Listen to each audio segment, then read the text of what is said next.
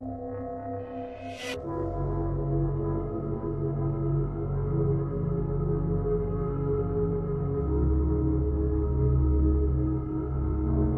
काळजाला पारलौकिक अस्तित्वाची बोच जाणवू लागली तेव्हा मी पुन्हा एकदा मागे वळलो.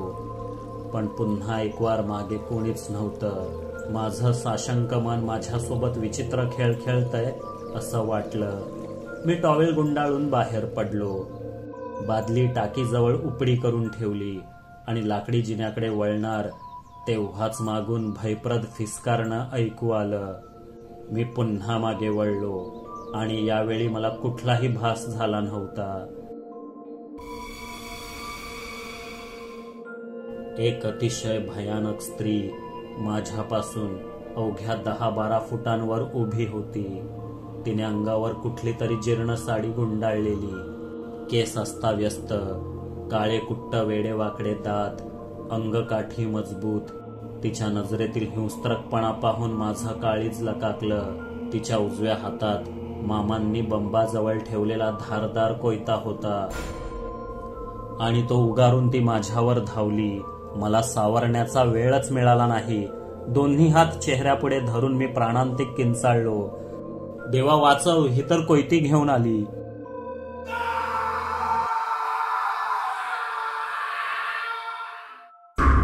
कोण कोयती घेऊन आली? कशाला किंचाळतोस चेतू? मामा माझ्याकडे चिंतातूर चेहऱ्याने पाहत म्हणाले. मी आसपास पाहिलं. सूर्यास्ताची शेवटची किरणं अजूनही रेंगाळत होती. बंब वाफेच्या इंजिनासारखा धूर सोडत होता. आंघोळीचं पाणी गरम होईपर्यंत मी डोळे मिटले आणि परसातील जमिनीवरच झोपून गेलो होतो. मग असं भयंकर स्वप्न पडलं. काही नाही मामा, एका कथेचा विचार करत होतो तसंच स्वप्नही पडलं. मी फेक मारली. डोक्याला जास्त ताण देऊ नकोस भाच्या, आधीच काय कमी कामं आहेत तुला? मामांनी सल्ला दिला आणि घरात निघून गेले. मी चूल विझवली. बंबातील अर्ध पाणी स्टीलच्या बादलीत काढलं. त्यात तेवढंच थंड पाणी ओतलं. एव्हाना अंधारून आलेलं. परसातील केळीच्या बनात ओपन बाथ घेण्याची हौस जिरली होती. मी बादली उचलून थेट घरातील न्हाणी घरात गेलो. इथे आल्यापासून पाण्याचा कोबिया झालाय मला रताळ्यांनो. 4 दिवस आंघोळ केली नाही. पाणी प्यायलाही आता भीती वाटते मला. त्या जळाने पोटात जाऊन वार केला तर? माझ्यासाठी कोल्ड्रिंकच्या 10-12 बाटल्या आणून ठेवा होलसेलमध्ये. सचिन कुरकुरला. 10-12 बाटल्या कशाला? पाण्याच्या टाकीत 100 लिटर पेप्सी चोतून ठेवतो ना. तुपी हवं तेवढं नळ चालू करून. मी टोमणा मारला, पण ते सचिनच्या लक्षातच आलं नाही. तो पटकन म्हणाला, हा, ही चांगली आयडिया आहे होलसेलमध्ये. कधी ओतणार आहेस तू टाकीत पेप्सी? निदान माझा कोबिया तरी कमी होईल. कोबिया नाही, फोबिया असतो बधीर तो, मी उपहासाने म्हणत होतो. पण जाऊ दे, उपहास आणि उपवास हे तुझे प्रांत नाहीत. कोल्ड्रिंक मध्ये सुद्धा पाणीच असतं रे. पाण्याला टाळता येणार नाही. त्यापेक्षा निडर बनून सामना कर संकटाचा. मी सल्ला दिला. निडर बनून सामना कर म्हणजे? अरे निडरच आहे मी. युनिव्हर्सचा नंबर 1चा डिटेक्टिव्ह म्हणतात ते काय असंच? पण हा जळ वगैरे तुमची खानदानी भूताटकी आहे. तुम्ही मामा, भाचे, भावकी बिवकी वगैरे काय ते बघून घ्या ना. या पाहुण्याला कशाला मध्ये ओढताय? उगाच करून गेला मामाचा गाव आणि होलसेलमध्ये सचिनवर घाव असं कशाला करताय? सचिनने स्वतःचा बचाव केला. राहू द्यावे बंधू चेतन. सेवकास काहीही प्रतिपादन करणे हा आपल्या ऊर्जेचा व काळाचा व्यय आहे. त्या व्यसनहीन वळूप्रमाणे चरू द्यावे. तुर्तास आपण दोघे मिळून आपल्या मामश्रींच्या ग्रामप्रांती घडणाऱ्या भयकारी आणि पारलौकिक घटनांचा छडा घेऊ. विशाल सचिनकडे रागीट कटाक्ष टाकून म्हणाला, ए नकली कालिदासा, खूप बोललास हा आता. कशाला दोघच मिळून छडाबिडा लावणार आहात? मी बोललो का येत नाही असं? उगाच कठीण कठीण शब्द वापरून माझ्या डोक्याचं प्रतिपादन करून ठेवू नकोस होलसेलमध्ये. सांगून ठेवतो. सचिनने फुसका दम दिला. मग अशा काटेकोर नियोजन आणि सात्विक चर्चेनंतर तिघही तपासासाठी बाहेर पडलो. सर्वात आधी भागू आजीकडे गेलो. तिने तोच किस्सा 5व्यांदा सांगितला, पण मंदा म्हणजे नेमकी कोण हे तिलाही आठवत नसावं. मग गावातल्या आणखी काही वृद्धांकडे चौकशी केली. त्यांनाही मंदा म्हणजे कोण हे ठाऊक नव्हतं. लंगड्या बाळाबद्दल विचारलं की बहुतेकांच्या कपाळी आठ्या पडतात हे एव्हाना माझ्या लक्षात आलं होतं. लय अवलक्षणी पोर, जन्माला आल्याबरोबर बाप मेला. आईशीनं काबाड कष्ट करून वाढवलं, पर ह्याला काय शालाबिला आवडीना. लंगडं असून बी दिवसभर गाव भटकत असायचा. माणुसकी म्हणून जरा ग्वाड बोललात की येऊन बसलाच तुमच्या डोकीवर. मग कधी पैसाच मागायचा, कधी जेवायच्या वक्ताला मुद्दाम दारात येऊन उभं राहायचा. दुकानावर जाताना माग माग घोटालायचा. लय वैताग आणायचा. कुणाच्या लग्नाला गेला की 3 पंक्ती झाल्या तरी उठायचा नाही, म्हणून सगळी टाळायची त्याला. केशवच्या मोठ्या भावाने हनम्यादादाने माहिती पुरवली. हनम्यादादा आम्हाला देवळाबाहेर भेटला होता. मग आमचं बकुळीच्या झाडाखाली चौकशी सत्र सुरू झालं. सगळे टाळायचे बाळाला, पण तुमच्या केशवचा आणि 5 पांडवांचा तो चांगला मित्र होता ना? मी आश्चर्याने विचारलं. कोण म्हणलं असं? त्यांना तर लंगड्या आपल्या डोळ्यापुढं बी खपायचा नाही. एकतर तो पांडवांपेक्षा वयानं लय लहान, त्यात लंगडा. ते 5 जण पूर्ण गावभर उंडारायचे, आंबा काजू चोरायचे.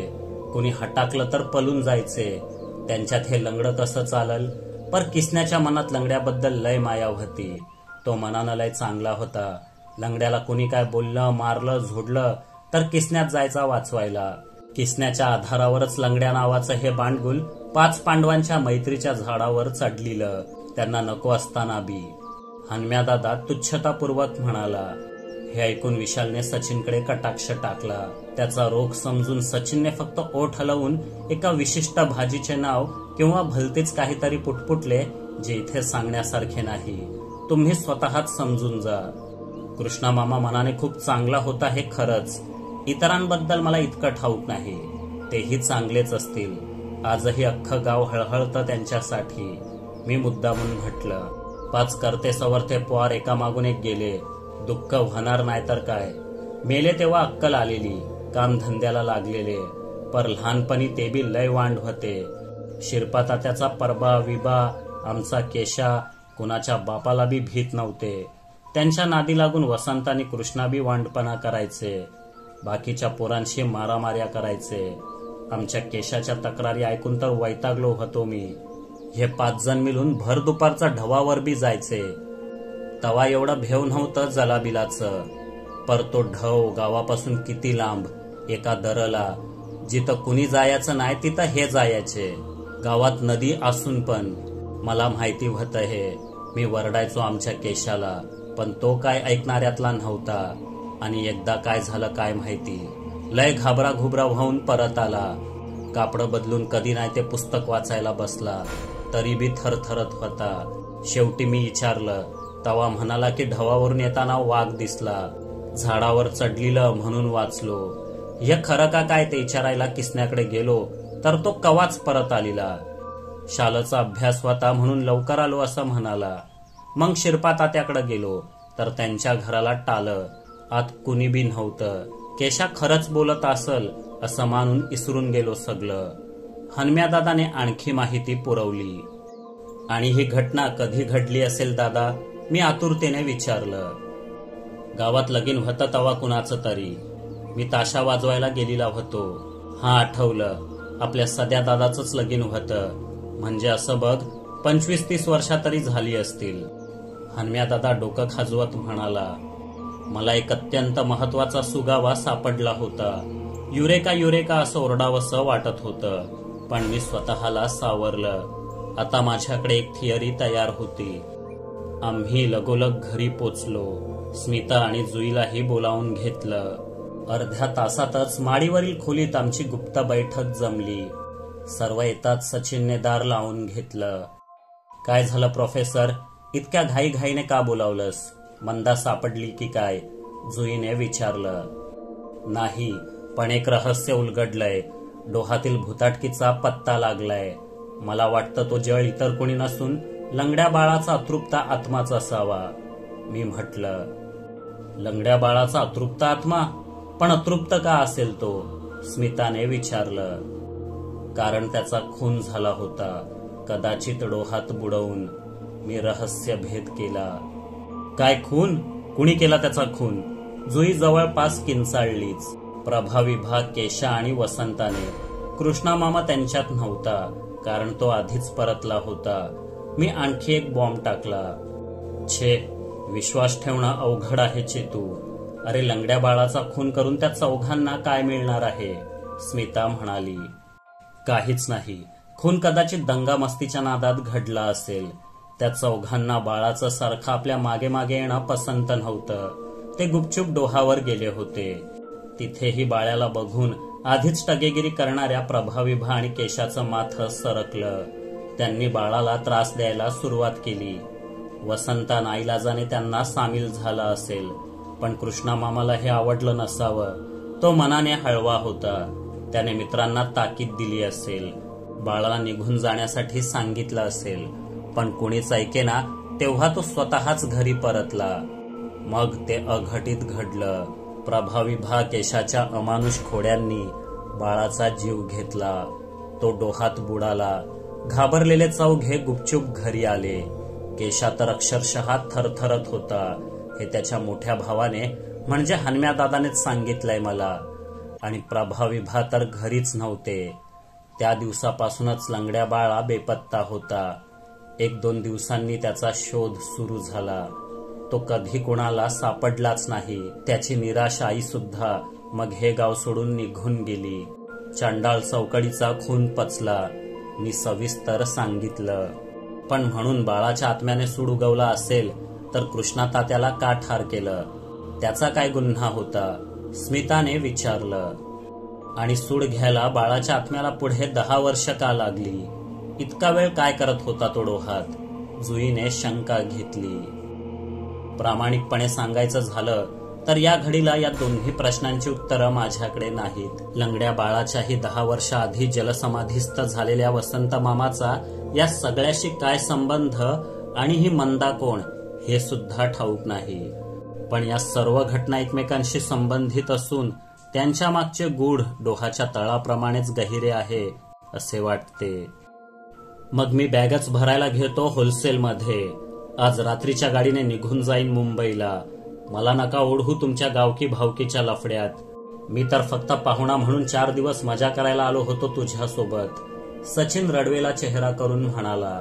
भूताटकी कुठलीही असो, शेवटी वाट आपलीच लागते असा त्याचा पक्का समज होता.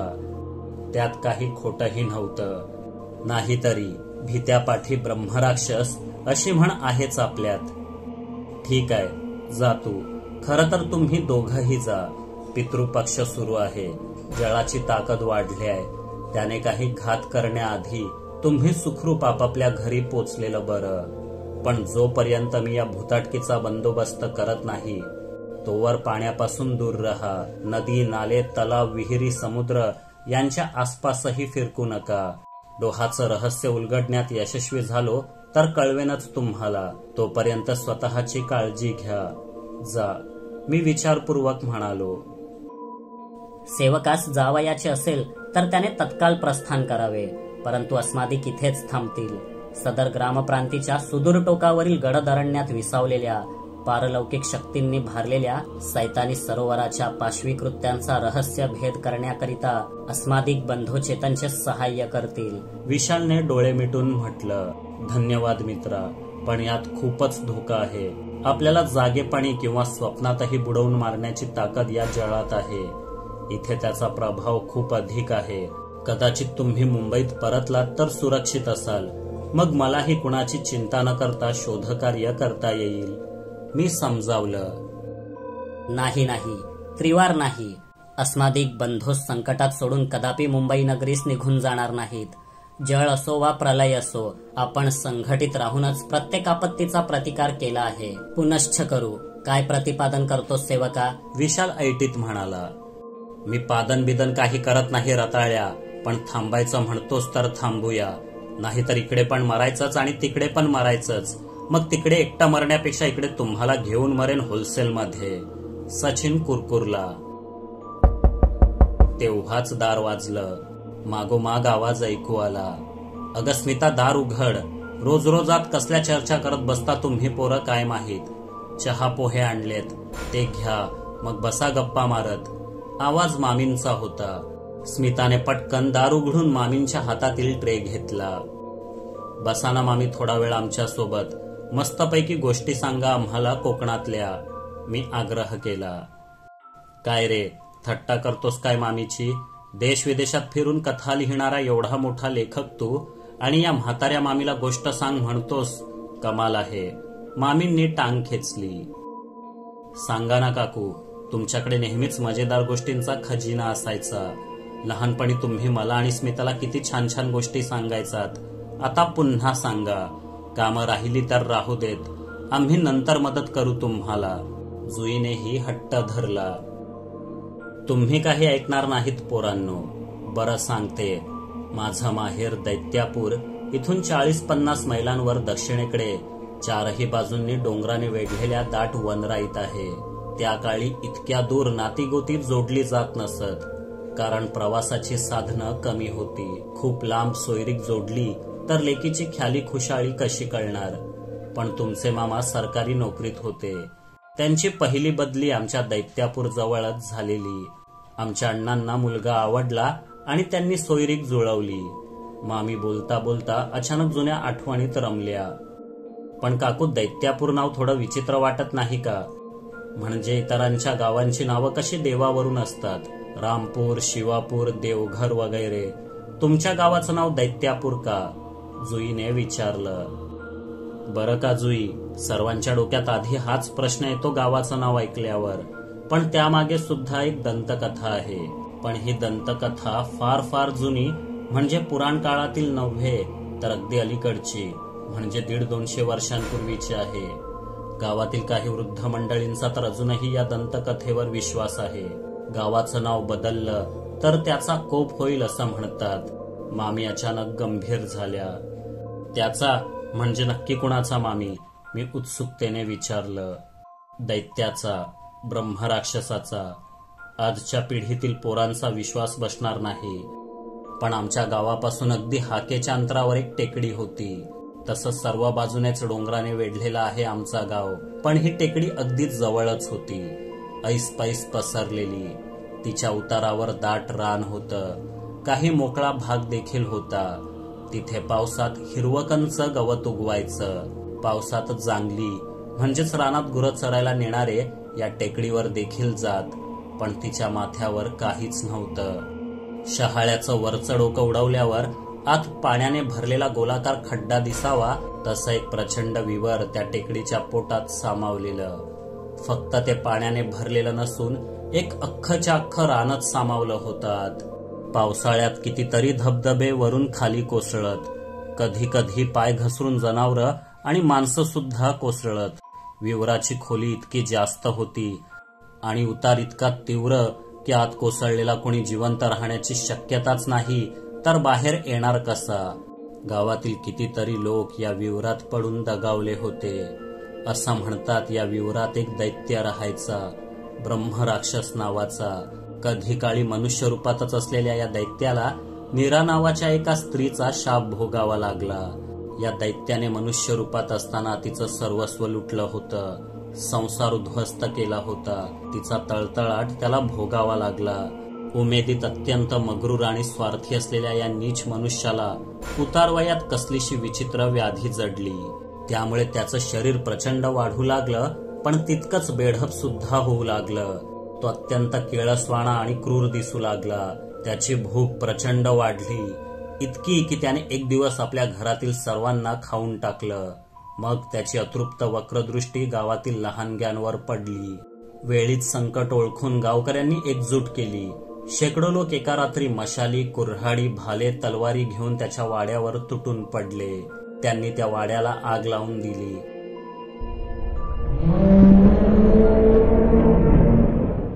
भयंकर गर्जना करत तो दैत्याकार सावकार बाहेर पडला. त्याचं शरीर भाजलं होतं. लोक त्याचा पाठलाग करू लागले. तो थेट टेकडीवरील विवराकडे निघाला. कड्यापर्यंत येऊन थबकला. मागे वळून पाहतो तर चिडलेले, संतापलेले शेकडो सशस्त्र लोक त्याला घेरून उभे. त्याने 20-25 लोकांचा फडशा पाडला तरी बाकीचे त्याला ठेचून मारतील. पण त्या सावकाराला हिडीस रूपातही जगण्याची इच्छा होती. त्याने सरळ त्या खोल खोल विवरात उडी घेतली. खाली दाट झाडी आणि कातळ होता. त्याच्या जगण्याची शक्यताच नव्हती. असती तरी तो पुन्हा वर येऊ शकला नसता, इतका विवराचा उतार तीव्र होता. ब्रह्मराक्षसाचा अध्याय संपला असं लोकांना वाटलं, पण अधूनमधून टेकडीवर गुरे चालणाऱ्या लोकांना विवरातून त्याच्या किंकाळ्या, रागीट हुंकार ऐकू येऊ लागले. म्हणजे तो जिवंत होता. त्याने पुन्हा वर येऊन गावात धुडगूस घालू नये म्हणून दर महिन्याला 1-2 बकरे किंवा रानडुकरांची शिकार करून त्यांचं धूळ विवरात टाकण्यात येई. इतर वेळी तो विवरातल्या प्राण्यांचीच शिकार करून जगत असेल. पावसाळ्यात पाण्याच्या लोटाबरोबर अनेक प्राणी विवरात कोसळत. वर्षामागून वर्षे गेली. त्याचे हुंकार काही थांबले नाहीत. जणू तो अमर होता. त्याने गावात परतून येऊ नये, त्याची वक्रदृष्टी पुन्हा आपल्यावर पडू नये म्हणून लोकांनी त्याला खुश करण्यासाठी गावाचं नाव दैत्यापूर असं ठेवलं. आणि काही वर्षांपूर्वी एक दिवस एक म्हातारा आणि एक तुमच्या वयाचा तरुण फाटक्या कपड्यात, भुकेने अर्धमेल्या आणि जखमी अवस्थेत गावात पोचले. लोकांनी चौकशी केली तर ते म्हणाले, आम्ही विवरातून आलोय.